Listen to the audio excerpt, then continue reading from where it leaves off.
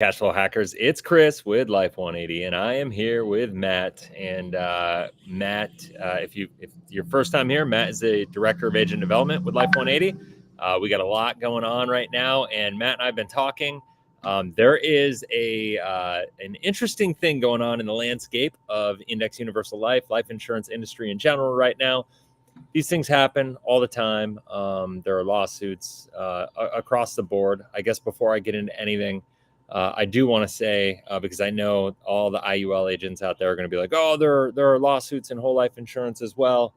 I'll say this. Yes, there are insurance lawsuits with whole life insurance, but it's not near the same. For every one whole life lawsuit, there's 10 IUL lawsuits, right? So it's not that there can't be things that are done nefariously with whole life, because there are. It's not that whole life isn't misrepresented sometimes, because it is, and it can be. That's the importance of you as a person doing your due diligence on your own needs, your own wants, your own goals, your own desires. You gotta do the research, and I know it can be hard, but one of the things that we really encourage everybody to do always is to read every line of the illustration. Sometimes that can even be confusing, but as you read the illustrations, make sure that you go through and you are asking questions, and that your agent can answer those questions diligently and pointedly, not trying to evade them, not trying to dismiss them, not trying to minimize them, because remember, when you look at a life insurance policy, it is a contract.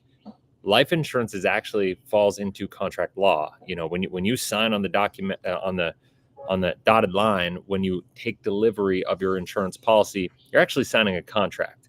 That's one of the reasons that I say I love whole life insurance, because when you sign that contract, all the obligation falls onto the insurance company to meet the obligations for your benefit, right? That is the power of whole life insurance. Is like you are partnering with a company with 180 years ish, maybe experience, 100 years plus at least, and you're signing on the dotted line with them, and they're saying they're going to meet their obligations to you according to the terms of the contract. The only thing that you need to do is make your premium payment, and they will meet their obligations. With IUL, you sign on the dotted line, none of that exists, right? Like they sell it on hype and projections and potential and all these things. And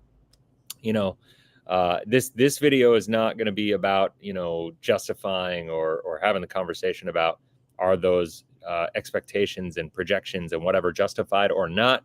It's going to be more along the lines of talking about a specific instance that's happening right now in the world, which is this PacLife PDX IUL lawsuit that's happening. Apparently, a couple put a significant amount of money into an IUL. I think they began in 2017, and now they have filed a lawsuit in the state of Washington with PacificLife over this policy. And I think this lawsuit, I want to say this before I get into anything else.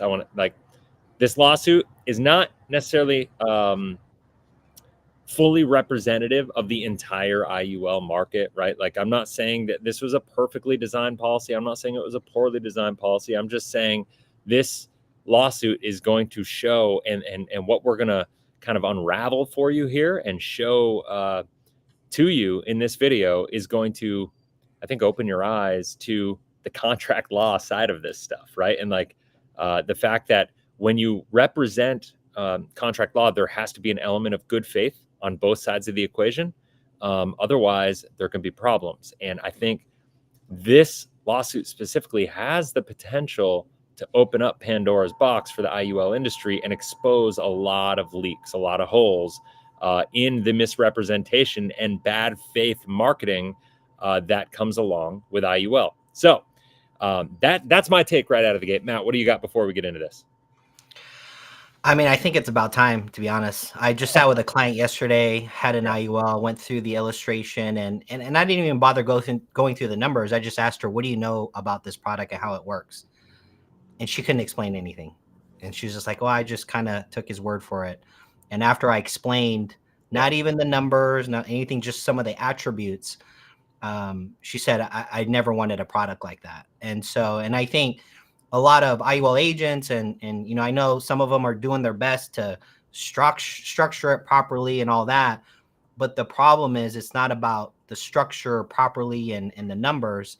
It's about the attributes of the IUL. Most clients, if they were aware of it, they would not get it.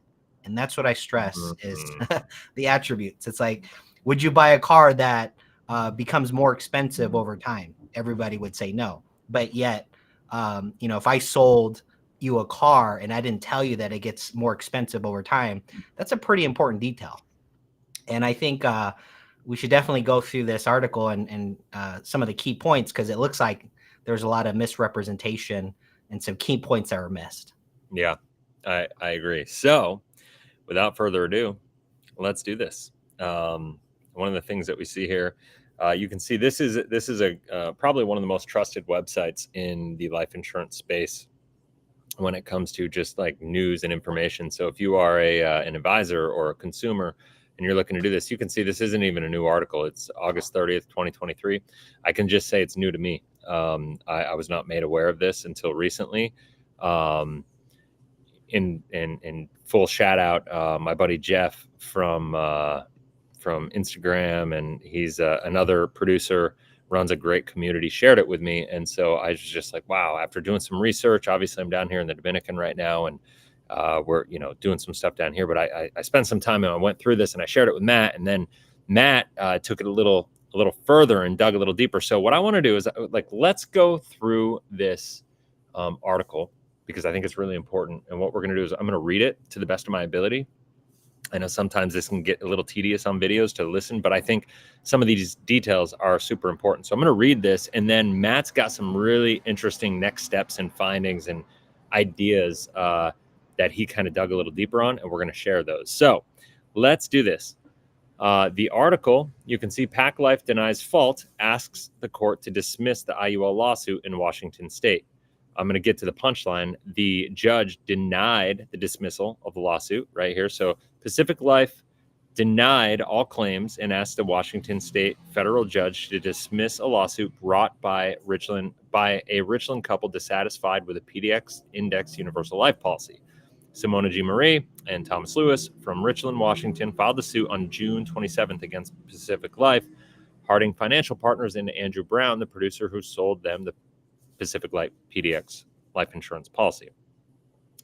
Starting December 2017, plaintiffs made 5 premium payments totaling $505,000. The lawsuit states their investment added $248,650. The couple surrendered the policy on April of 2022 and received a $202,655 check from PacificLife. They claim the insurer made nearly $551,000 from the IUL contract. That's interesting. I'm going to be curious to see how they came up with that. Plaintiffs allege negligent misrepresentation, breach of fiduciary duty, professional negligence, breach of contract, and violation of the Washington Consumer Protection Act. So Matt got into this. We're going to get into this after, but I want to speak to this just a little bit. They allege negligent misrepresentation. I don't know about you, Matt. I see this all the time. It's one of the things that fires me up about the content that I do. It's one of the reasons that I think what we do is so important in exposing the I always categorize IUL as the most misrepresented product in financial history. So the negligent misrepresentation, the breach of fiduciary duty, right? So one of the things that I think is really, really important here to understand is a lot of these IUL agents, and once again, insurance agents in general are kind of positioning themselves as a fiduciary, and they are not. So when you are an agent, you are not a fiduciary. I launched, and listen, I've said this forever.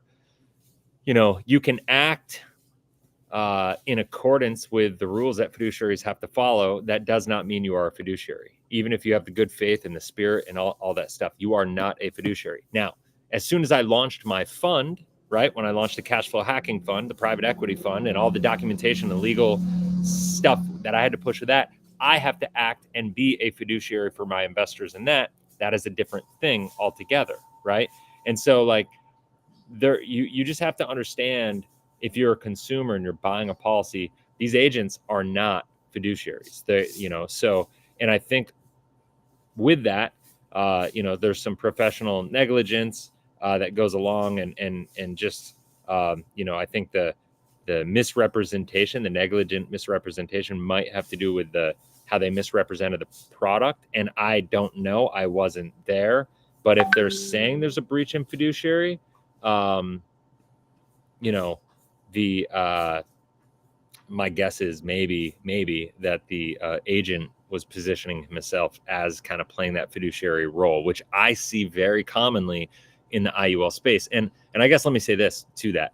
The reason I see that so often in the IUL space is because of the fact that IULs are sold as an alternative to like 401ks and investments, right? When we sell whole life insurance, we're selling as a savings alternative. It doesn't need to be sold as like this big, fancy, sexy investment alternative. And so therefore the concept of fiduciary nature of the agent doesn't come into the conversation as often, because it's not the same conversation. Now, that's not to say it doesn't happen sometimes if people are misrepresenting their role, but I think overall, it is what it is. So you got anything so far, Matt?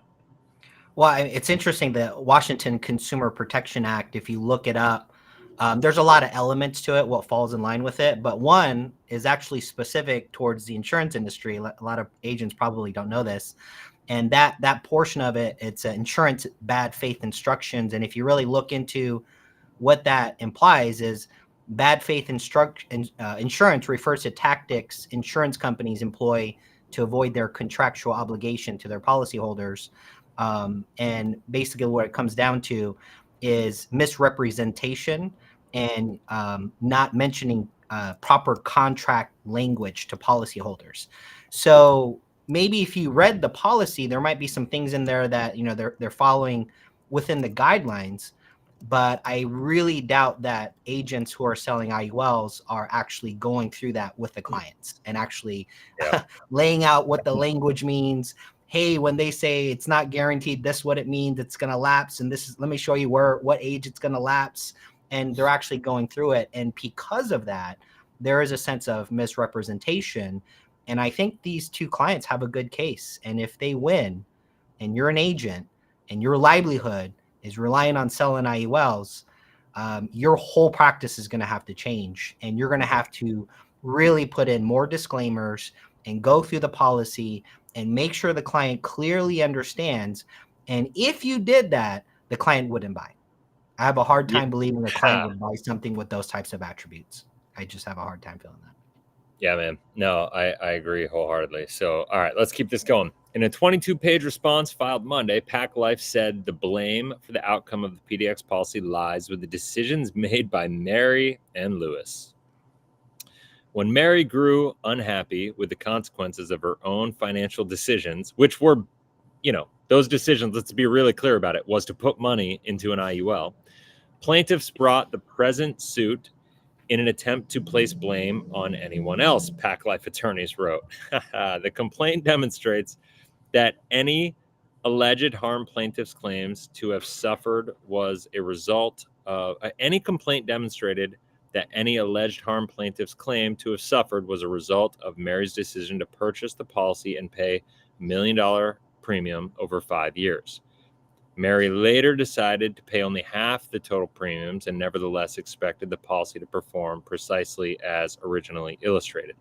So, okay, there's a couple things on that point. Okay, so yes, that she paid less, and so if she contributed a fraction of the premium, it's going to perform worse. However, if she had paid more, there would still be those same surrender fees, right? Like the charges and stuff. Paying more into the premium doesn't reduce the surrender charges that she would have expected to pay. Those surrender charges don't get reduced because she would have paid more. So needing access to that money, my guess is they probably were sold as this product as something that would be a good solution for income in retirement. They're older, is my guess. Did it say their age, Matt? Did you see that? Did we see their age on here?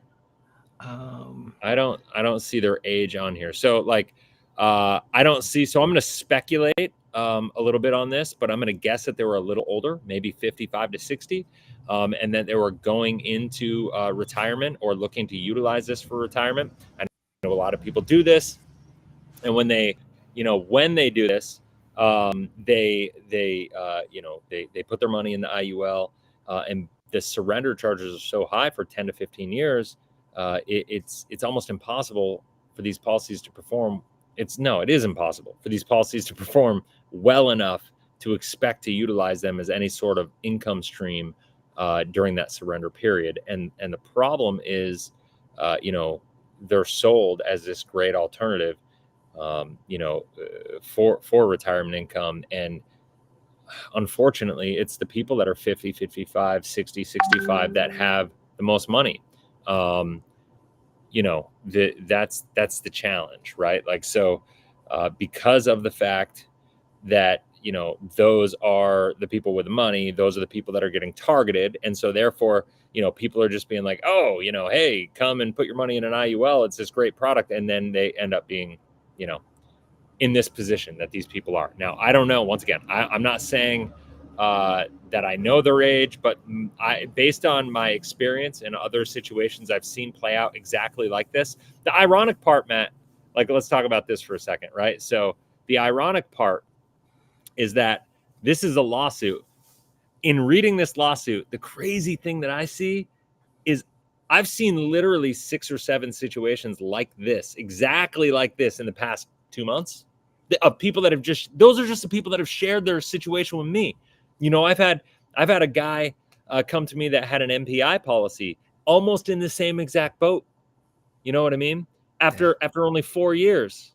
And this is the kind of thing, that I think it's great when people that are screwed over like this, they step forward and they do what they need to do to, like, file a lawsuit, try to protect themselves. The hard part is it takes time, it takes money, it takes a certain level of determination and persistence to make sure you hire the legal team, right? To make sure that you go through all of it. But at the end of the day, my guess is these people were sold a pipe dream with a product that had crazy illustrations. Because remember, the PDX is like one of the most misrepresentative. And I talk about it all the time. Like, this is like, I've talked about this product in like ad nauseum about the fact that it is like wildly misrepresented. The multipliers that they utilize in them are some of the reasons that the regulations were getting changed again. And PacificLife was one of the first companies to add these multipliers to get around illustration regulation and make them look better. And it looks better, but it goes, like, when you look at these things that make the illustrations look better, make no mistake about it, it adds fees and risk into a policy that's supposed to be being purchased with the intent and purpose of being safe and predictable and consistent. Right. One of the things that I kind of see in here, though, it looks like whatever agent helped them out, they're cramming in like a 5-pay. Probably they were older, I would assume, because they're cramming in so much money in a short amount of time. Which is very common to do, bud. Like, right. I mean, that's what Doug Andrew does all the time. He's like, I bet you it's probably one of his students. Guideline level premium. I bet you this person, I don't know. I mean, I guess I shouldn't throw that out there. Like, but whether he's a student or whether he learned or whether he just kind of follows Doug on YouTube, I don't know. But, like, my guess is he's using similar strategies to what Doug does. Well, like, what stands out is the client obviously they didn't follow the plan. They reduced the amount of money that's going in. You would think as an agent, you'd be very clear as to why they're putting this amount of money in a short amount of time. Not to get like technical and stuff, but I'm sure it's to reduce the net amount of risk and all the expenses in the future and all that stuff. Well, the client should be very clear and understand, like, okay, if I don't follow the plan, the net amount of risk might grow and it might implode, or it might be too expensive at that point because it's going to grow and grow. You would think she would know that, and it would be very clear. I'm assuming that she probably wasn't told the consequences of not following the plan, right? Yeah, and totally. It's just a lot of misrepresentation at the end. When I love this, and the attorney's response here just shows the spirit of the life insurance companies. I mean, they design these IUL illustrations, 60, 70 pages long, full of legal jargon that people don't understand. So when they read them, they're confused. Now they go and they go, oh, well, it's just their fault. Well, that's the bad faith side of this. Like, nobody understands what they're getting involved with. Hardly anybody understands what they're getting involved with, I should say, when they buy an IUL contract. Most of the agents selling it don't understand. And you can see this, Brown, the attorney, filed a separate 14-page response to the complaint in which he denied or claimed that he lacks sufficient information to nearly every point of the complaint. In its response, PacLife pointed out that at no time was Brown a PacLife agent. So the insurer cannot be held liable for any statements he made. So PacLife, like, if Brown, let's see, Brown is the agent. Andrew Brown sold the policy. If Andrew Brown sold the policy, how is he filed a separate 14-page response. He says he lacks sufficient information, so he's selling this policy. So obviously he's a bit of culpable for being not a great agent, not following up with people. Like, if they did want to reduce their premiums, he could have done some things to guide them. He could have done some things to adjust the policy a little bit, reduce the premiums, reduce the face amount of the policy, restructure the policy a little bit, surrender some, whatever, just to keep the costs lower. But once again, that's not going to change the surrender fees, right? Like that's the big thing. At the end of the day, what was it here? The surrender charges. The investment, does it say what the surrender charges were? It doesn't say what they were, so we'd have to go through. You could break it down. The premium payments totaled $505,000, so they got $248,000 out of it, or they received a $202,000 check, $505,000, $202,000. So their surrender charge was in the $298,000 range, in that ballpark, because that's the surrender charge is going to be that, unless there was like poor performance by the policy and the multipliers didn't work really well. I'm not sure, but either way, like, that's just not good. There's so many elements to this that are just horrible, right? Like, I mean, like, so let's just keep going. Unless you got anything else on that right now? Oh, no, keep on going. Okay. All right. So the lawsuit makes several references to ongoing IUL illustration controversy. To the ongoing IUL illustration controversy and efforts, a controversy which I try to push, by the way, efforts by state insurance regulators to tighten up the rules and clamp down on unrealistic illustrations. So I say this all the time. This is what's happening. States, the regulators, they're all trying to clamp down, but every time they try to, these companies, and PacLife is one of the worst, they just come up with rules and different little games that they play with these illustration tactics to get around it, to make them look better than they're actually ever going to perform. PDX policies are extremely difficult for consumers and perhaps even brokers to understand. Amen to that. The lawsuit reads, the sales illustration overstates future performance and do not disclose key assumptions, including but not limited to PacLife's so-called performance factor that produce extremely high fee costs and risks. Okay, I just said it, and they're putting it more succinctly. That's great. But PacLife countered by defending the illustrations shown to Marie and Lewis.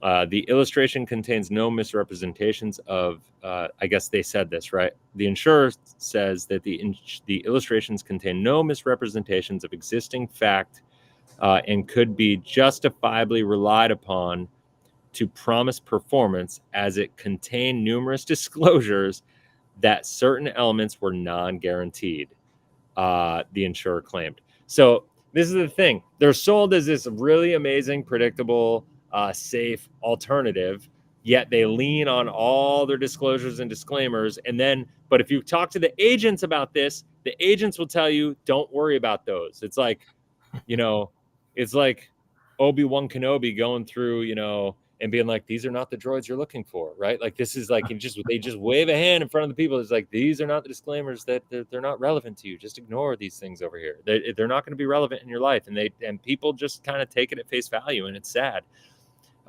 Marie and Lewis were successful married business owners in 2017 when they bought the PDX policy with a performance factor, paid with annual $200,000 premiums for 5 years, the lawsuit said. Simona Marie and Tom Lewis purchased the policy with the intent to provide them with income in retirement, the lawsuit said. after making 200,000 premium payments in 2017 and 18. So they made the first 2 premium payments. Marie and Lewis decided to reduce their final 3 payments to $35,000. Brown indicated the couple could reduce their premium in exchange for reduced financial benefits, including reduced annual income per year from age 65 to 100, the lawsuit claims. Okay, so he did and said all the things. It's like he explained all these things, right? They could reduce their face amount, they could reduce their premium payments, but it doesn't get rid of the surrender charges, right? On November 14th, 2021, the couple made the final $35,000 premium payment. A month later, they joined Brown on a Zoom call to discuss their investment, the lawsuit said. Instead, Brown informed Marie and Lewis that they would need to pay further premiums to maintain their contract. Ruh-roh. PacificLife, no wrongdoing shown. Okay, so this is their status or their position, right? The couple say they were never told that the reduced premium payments could endanger their policy.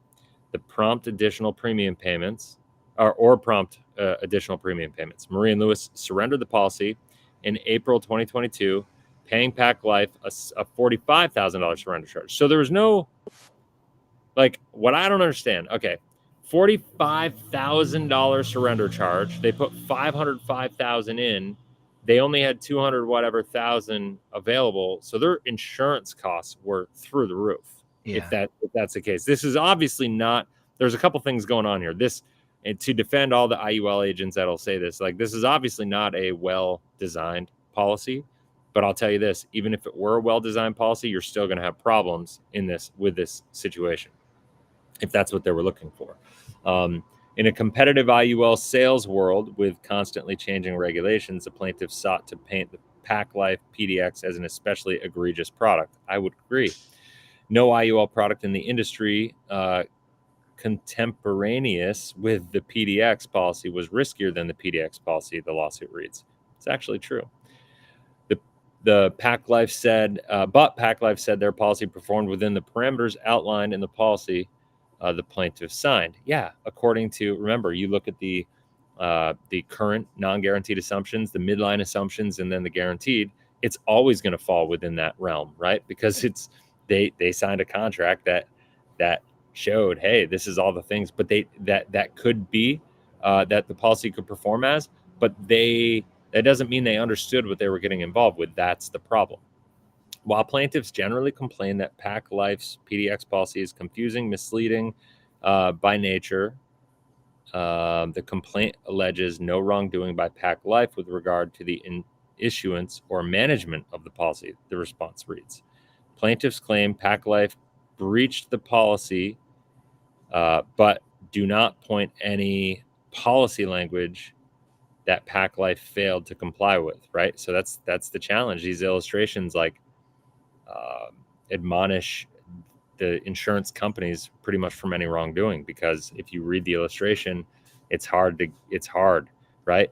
And so what happened, because they listen, these insurance companies have legal teams that are better and more expensive, and you're never going to beat them. Trust me, I got into a lawsuit with one of them one time for a couple of years, and it cost a lot of money, and it's not fun, right? And they put these illustrations together where you're not going to beat them. They've made themselves exempt to people coming at them for policies not performing well, because of the fact that they just know that that they have to do it that way, otherwise they're going to get sued through their eyeballs, basically.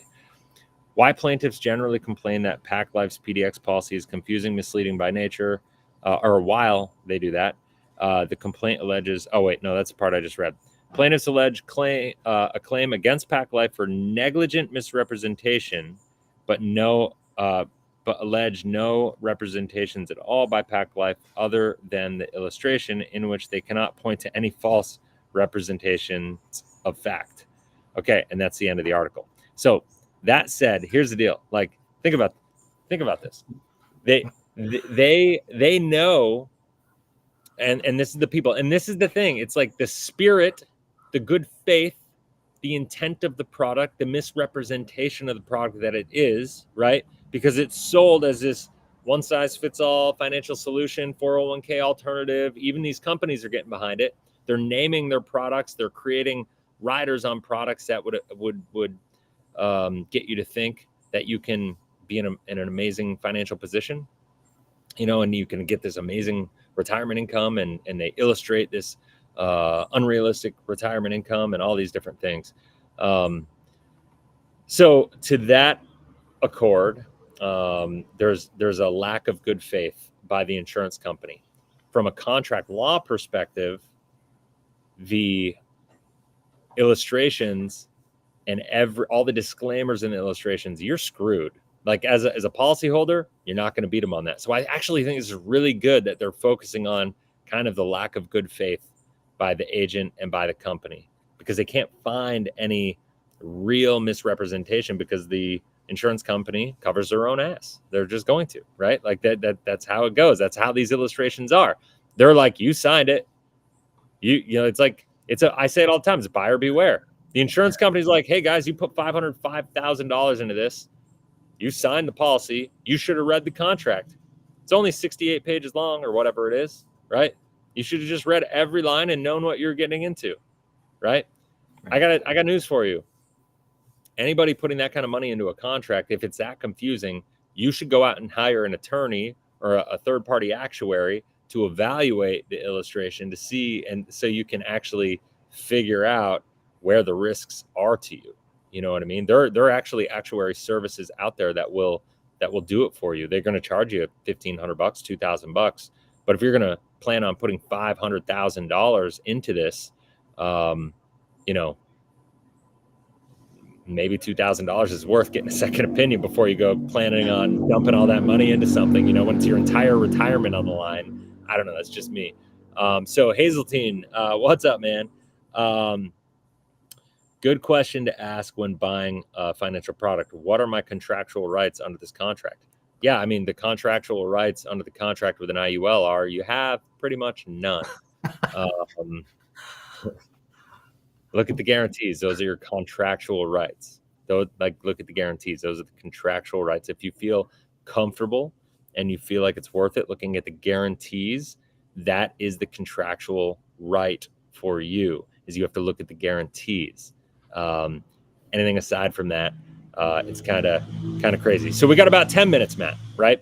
We went through this. We shared it. You were sharing some information. You did some deeper dive, and I want you, and I'm going to share the links in the chat, on the YouTube chat, I should say. But I want you to talk about kind of what you found when it comes to, the Washington State, the consumer protection law, bad faith insurance elements to it. You gave a couple articles here, and I'm gonna actually put those in the link here, or in the chat here. And so talk about it though for a sec, if you could. Yeah, I mean, they brought it up in the lawsuit that they're bringing up the Washington Consumer Act, which it protects the consumer in deceptive practices. But I was just really surprised it had something specific for insurance. And I don't know, I'm not a lawyer, and I don't know the specifics of it, but kind of going through and reading it, it looks like, even though, because that's the ironclad thing about IUL contracts, is they can say, well, it's in the contract and you signed it. And I'm not sure, but from what I'm reading with the Washington Consumer Act and a lot of the things that, as far as misrepresentation, deceptive trade practices and stuff like that are specifically for insurance, even though somebody signs a contract and even though the insurance puts all the right verbiage in the contract and you signed it, there might be a crack where the consumer might have a chance to still sue the insurer and the agent, because even if they signed it, because of misrepresentation and not explaining things properly. Again, I'm not a lawyer. I don't know exactly. I'm still researching it. If you're a lawyer, reach out. I would love to know the law. But if that is true, if it does leave a crack in the door, I think it's going to change how agents sell IULs moving forward. And, I think that question in the chat What am I contractually obligated, or what are your rights? What are your what are contractual my rights? rights? Man, if every client asked that to their agent who's selling them an IUL and just paid attention to their facial expression, I would imagine you would catch them off guard. And I would imagine they would start stumbling. Even the most tenured ones, I don't know if they know how to answer that, but you put them in a predicament because they know what they say after you ask that question is, they're kind of held liable to. And if they don't cover all their bases, they can come back and probably get sued. So I think that's a great question. And I think we should create a campaign for clients, maybe hashtag ask questions campaign, right? And if you're getting sold an IUL, because here's the thing, when I sat with a client yesterday and I went over her IUL and then I went over whole life, and the reason why I showed her whole life based on her beliefs and what she wanted for her future, whole life was just a great match. And I challenged her over and over. What questions do you have? We went through almost all the pages. There was nothing to hide. You get what you get. This is what it is, right? Right. And I know just from selling IULs for 10 years, I know, I admit it. Chris, he saved my life here. I just know there's just a lot of things IUL agents don't want to talk about. They don't want you to ask too many questions. They do not want to talk about certain aspects of the policy. One, because they probably just don't know. Maybe they're just ignorant. Or two, they know and they just don't want to talk about it because it's going to ruin the sell. But I think if we start a campaign of just telling consumers, ask more questions, I love it. Ask me all the questions because it's going to help me solve the problems for you. But if you're an IUL agent, you don't want a campaign like that. Ask questions? No, don't ask questions, right? Just focus on what I'm telling you here. And I think we should start a campaign like that. Ask questions. Yeah, I mean, I agree. And I think, I think you hit the nail on the head. I think the best part about this is it's going to start what I would love to see. Let me say it this way. I would love to see the risk go onto the agent. Yeah. But here's the deal. There's some downside to that. What's going to happen is, if that happens, and I'm not saying it will happen anytime soon, but like if that were to happen, what would happen is there would be a massive increase in errors and omissions insurance fees and premiums, right? It would be very, very hard because there would be lawsuits coming out the industry's ears. It would just be filling up so much because people, you know, are getting hurt by these things every day. I think there needs to be some culpability by the agents. I think there needs to be some exposure to these agents. Asking too many questions is what got Ian Vogel ostracized from World Financial Group. That's the way it goes, right? You can't ask too many questions, especially at WFG, PHP, PFA, or any place like that. So anyway, those things are what they are, right? Like so. It's I think, and my hope I should say, is that these types of lawsuits, that there are a couple big scenarios where the lawsuits go in the favor of the clients, and when that happens, there starts to be a shift of responsibility from the insurance company to the agent. Because the sad part is, and I was involved in it, there were 3 class action lawsuits that I heard about behind the scenes that were settled and sealed in arbitration. And I heard through the grapevine, through the office, when I was there, that there was nearly 9 figures worth of settlements for policyholders just to keep it quiet, right? And so, like, when you have companies that are funded to that level, it's going to be really hard to beat it when they have the legal teams and they have the deep pockets and they have the general funds, and it just comes out of their, out of their profit, right? That is what it is, and so that sucks. And so what we have to do is we have to figure out, what can we, I guess, I don't know. That's a different thing altogether. I don't want to go down that rabbit hole right now. But what I will say is this scenario, I think, will shift the risk to the agents, and all of these agents that are looking really cool and really suave because they're really good at creating this clickbaity bullshit content that just misleads and misrepresents whatever. That cool content that made them all this money and got them all this following because they're just lying to people and misrepresenting what this is going to completely leave them exposed legally when it comes to other clients. Because trust me on this, when one lawsuit happens and when one person wins, the domino effect is real, right? There will be a wave. And believe me, when there have been hundreds of thousands of these policies sold that people are going to lose their retirement money in, and when they have that situation, and when attorneys start to see, oh, here's an opportunity, right? Like we actually could win this lawsuit. I could literally be the best referral source in the world for a really good attorney. If you're watching this and you want to connect, like if you're an attorney that wants to take these kinds of cases on, we get 2 or 3 of these a week that people reach out to me and are looking for help. I'll refer them. I'm just looking for a good attorney that wants to take it. So reach out. I'm here. Like I don't even need anything for it. I don't even want a referral fee or anything. I'll just give it to you because it'll help people. It'll help the industry. We and the thing is, once that happens, once that domino falls, once attorneys get to see that, oh wow, this industry has been misrepresented, misleading. All these influencers are online. The Curtis Rays, the Doug Andrews, the money mythbusters of the world, that are out there. And all the other big influencers that I don't have time to name all of them. I'm just coming to the ones that, give me the hardest time. They're the ones who are going to get exposed. Those are the ones who are going to get hurt the most. And, it is what it is. So I'm excited to see this play out. It's obviously going to take a little while. Yeah. There's no guarantee that they're going to win. My guess is, here's the deal. My guess is, and this will go away. My guess is this will go away because what will happen is it'll get close. Yeah, well, I'll say what I want to say, and then I'll answer the comment. My guess is it'll get close. And as soon as the company feels like they're going to lose, they're going to settle it and they're going to seal it in arbitration. So everybody has to go hush hush about the deal. That's what happens with these things all the time. And I bet you that's what happens with this too. Hazeltine said, careful what I wish for, turning into a feeding frenzy for attorneys is very dangerous. It will hurt really good agents as well as bad. Yeah, I mean, there's no doubt. Attorneys are what they are. But the bottom line is the policies, I think, that are going to be exposed are IULs. Yeah, sure, they could come after whole life, but whole life is a much, much harder product to come after.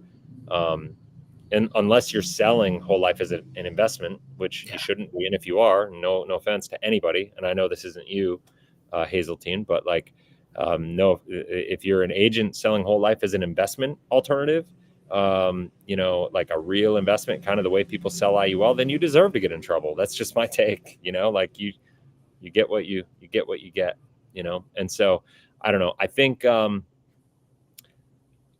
this is going to be interesting to see play out. My guess is, this was August 23. There's a chance that this has already been settled and sealed and it's already gone, right? Because it's February now, right? We haven't seen an update on it. It's ironic, like these things can take a while sometimes in court, to play out. But my guess is we're never going to hear of this again.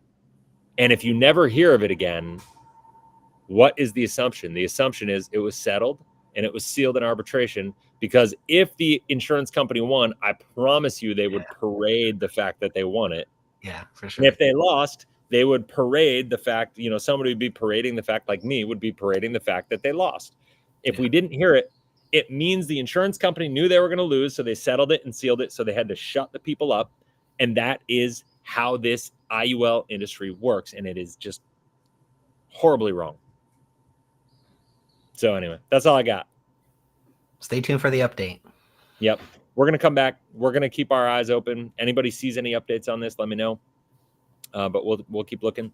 But that's it, guys. Hopefully you found value in this. Hopefully it got you some information that you were not aware of. If you are looking to get involved in an IUL, reach out to us. Like I got a link down below on the YouTube channel. Schedule a clarity call with the team. If you have an IUL, you want to review. We do that. Go to rescuemyiul.com. rescuemyiul.com. That link is down below. We can help you with that as well. This is a crazy, crazy space right now, crazy time in the insurance business. There's never been more momentum, and there's never been more charlatans out there trying to misrepresent what this stuff is supposed to do for you. And so I'm a big believer in cash value life insurance when utilized properly. Unfortunately, most people are not utilizing it properly. So That is it for now. Reach out if you have any questions. You can always email me or Matt. It's Chris or Matt at life180.com. Really simple, really straightforward. And that's it. Till next time, have a blessed, inspirational day.